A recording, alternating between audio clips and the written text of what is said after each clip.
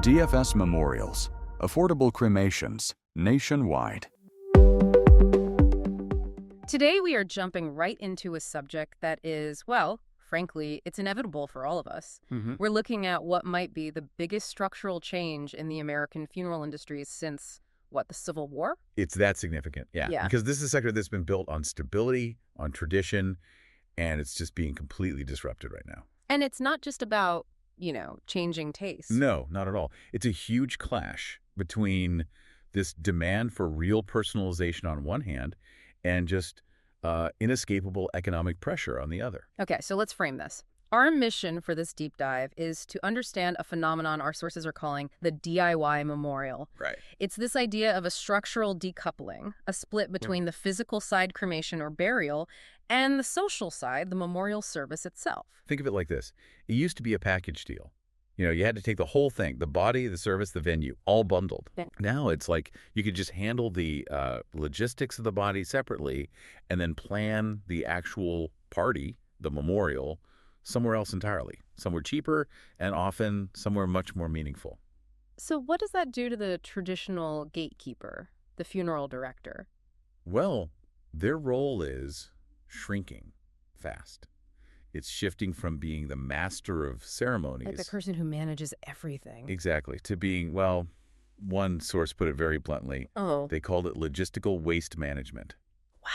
So the family becomes the event planner. Yeah. And that comes with its own set of problems. Wait, hold on. Isn't that just trading one kind of stress for another? Maybe a worse kind? I thought the whole point of a funeral director was to handle things when you're too grief-stricken to even think. That is the central tension here, and we are absolutely going to get into the psychological risks later on. But first, we need to cover the drivers. We're going to dive into the economics that make this almost irresistible, the legal traps people fall into, the new workforce that's popping up, and the deep psychological need for control that's really at the heart of all this. All right, let's start with the sociology. For basically a century, the American way of death was this very rigid, bundled product. The body goes to the funeral home, it's embalmed, there's a viewing, a service, burial, all in a super tight 3 to 5 day window. The body was the anchor for everything. And the mechanism that just blew that bundle apart is the rise of direct cremation. We should probably define that, because it's not what everyone thinks. Right. Direct cremation is the absolute no-frills option. There's no viewing, no ceremony at the funeral home. The body is cremated almost right away, and the ashes are just returned to the family in a simple box. It's disposition, pure and simple. Exactly. It completely bypasses that traditional ritual. And the speed of this change is it's staggering. Projections show the U.S. cremation rate hitting over 80% by 2045. Yeah. And look at the UK as a predictor. Direct cremations there went from just 3% in 2019 to 20% in 2023. In 4 years. In 4 years. It's a massive acceleration. And the key consequence of that is what we call time liberation. Time liberation. I like that. Once the body is reduced to ash, that biological clock just stops ticking. All the urgency is gone. So you're not held hostage by the body's decomposition or by paying those daily rental fees for a viewing room. Precisely. So instead of a 3-day deadline, families can now schedule a memorial months later. On a weekend or an anniversary when everyone can actually be there. Yes. And that shifts the whole focus. You move from reacting to the biological fact of death to commemorating the entire biography of the person. That makes so much sense. We're moving from a body-centric ritual to a memory-centric ritual. A celebration of life. Right. And I saw this statistic, something like 45% of people over 40 now prefer a memorial service where the body is absent. Yeah, and that's the key. By choosing direct cremation, families are essentially firing the funeral director as the event host. They're only keeping them on for the disposal part. Which leads us to the most common model, right? The hybrid DIY. That's the one. Use the funeral home for the cheap, transparent, direct cremation, but then you, the family, plan the entire memorial service yourselves. Okay, so if personalization is the aesthetic, what's really driving this train is the economics. Oh, 100%. The money aspect provides this just an irrefutable incentive for families to take control. And it doesn't help that the traditional industry has been so opaque about pricing. Not at all. I mean, we have the FTC's funeral rule from 1984, which is supposed to require itemized price lists. Yeah. But in 2022, over 60% of funeral homes still had little or no pricing online. So you, in your most vulnerable moment, have to walk in blind and try to negotiate. And let's talk numbers, because they're just impossible to ignore. A traditional funeral.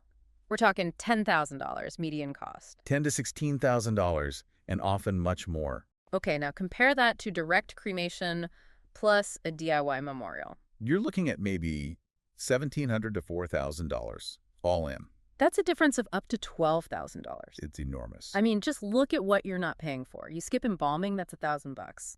But the real savings? It's the casket and the vault. Right. The biggest markup items, that's anywhere from $2,500 to, $9,000 or more on things that are literally put in the ground. They're sunk costs. And that leads to what our sources call the reallocation principle. A DIY memorial isn't necessarily cheap. It's reallocated. Yes, that's the perfect word for it. So you take that 8 or 10 grand you save on a fancy box and embalming fluid, and you put it into the experience for the living. Exactly. For some, that means, better catering, a live band, a cool venue. For others, it's just about survival. And this is fueled by industry consolidation too, isn't it? Oh, absolutely. When these big death corporations buy up family homes, their prices are often 40, 50, even 70% higher than the independents. That creates so much mistrust. And it opens the door for these funeral disruptor startups. The ones that offer flat rate, online-only, direct cremation. They use transparency as a weapon. Yeah. And we have to say, for a growing number of people, this isn't really a choice. It's a survival strategy to avoid what's being called funeral poverty. It's tragic. GoFundMe has become the de facto safety net for people just trying to afford a basic cremation. So as the money shifts from the body to the experience, the whole feeling of the ceremony changes. Completely. The memorial is moving out of the quiet, somber chapel and into spaces that are just teeming with life. The eventification of death. It's exactly what happened with the wedding industry. The focus is 100% on personalization, on creating an experience, not just following a script. So where are people going for these? All sorts of places. Wineries and breweries are huge right now. They're relaxed. They're social. You can tell stories. You can give a toast. Things that felt almost taboo in a church. The great outdoors, too, I imagine. Where for sure you get that spiritual backdrop without any religious dogma. You hear about paddle outs for surfers, memory walks in the woods. And the ultimate DIY has to be the backyard memorial. That's the one. Full control, low cost. You can do a potluck. It feels so intimate. And the whole vibe changes. I was struck by the dress codes. Right. The invitations will literally say no black. They'll ask for bright colors or sports jerseys or Hawaiian shirts. It's a signal. This is a celebration. Yes. And the programming follows that. Liturgy is out and a run of show is in. Like a variety hour for the deceased. It really is. You have open mics for stories, video montages with their favorite music, interactive stations where you can, write a memory on a stone or something. It's about participating, not just sitting in a pew. And if you follow that logic of agency to its conclusion, you get to the most radical subtrend, the living funeral. The pre-funeral, held while the person is still alive. Usually after a terminal diagnosis. It's driven by this incredible need to control your own exit narrative. To be there for your own party, to hear the eulogies. It's so powerful. There was that case study of Chris Halenga's funeral. Tell me about that. She had terminal cancer, threw this party with a glitter theme, had a famous comedian give her eulogy, and had her friends sign her cardboard coffin. It was just this act of artistic defiance in the face of death. Okay, so if families are ditching the traditional professionals, that creates this vacuum of authority. Who is guiding them through this? And that's where this new workforce is emerging. The most significant new role is probably the death doula. A doula for death, not birth. Exactly. Their focus is on the holistic transition. It's not medical, like hospice, and it's not logistical, like the funeral home.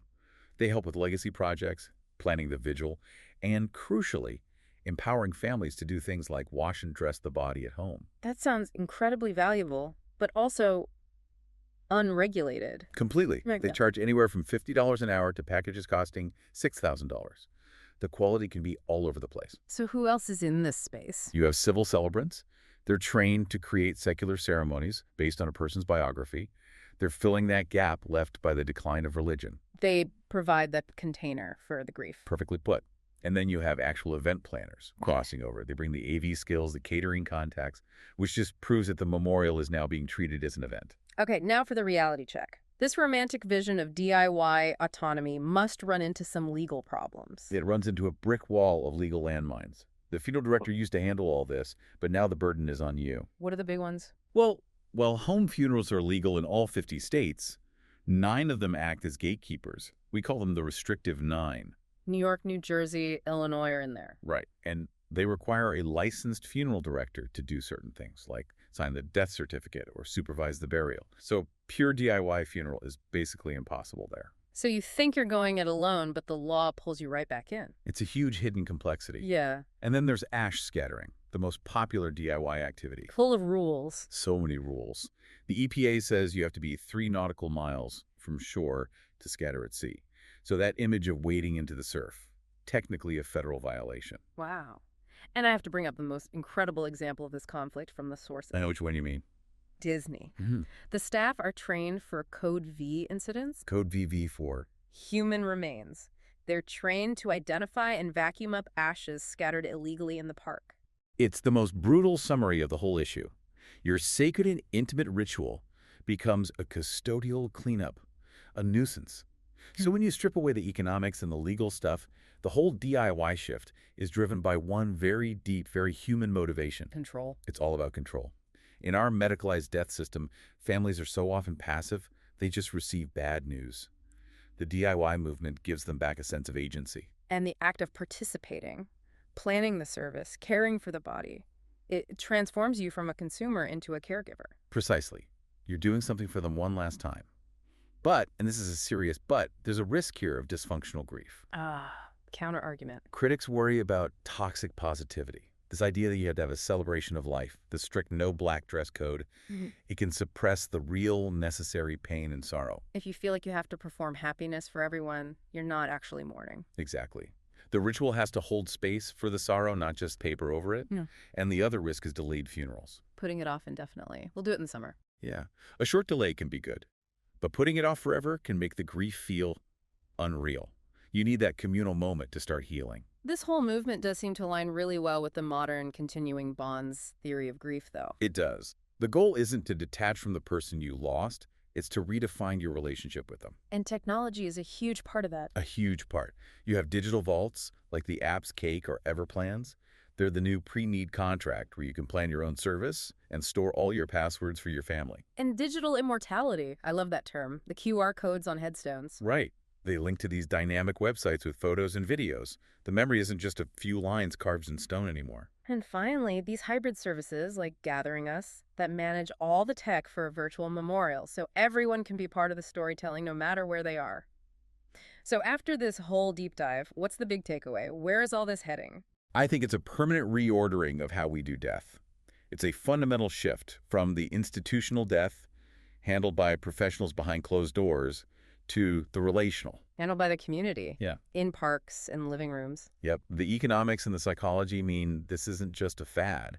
It's here to stay. So the future is probably a hybrid model. Almost certainly.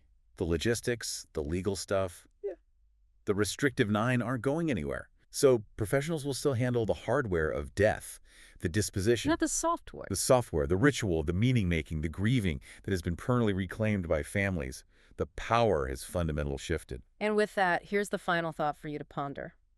In this rush to embrace the freedom of designing these unique celebratory events, the real challenge for the bereaved is to make sure they successfully build their own containers for grief, so that in the process of celebrating a life, we don't forget the essential communal act of mourning a death.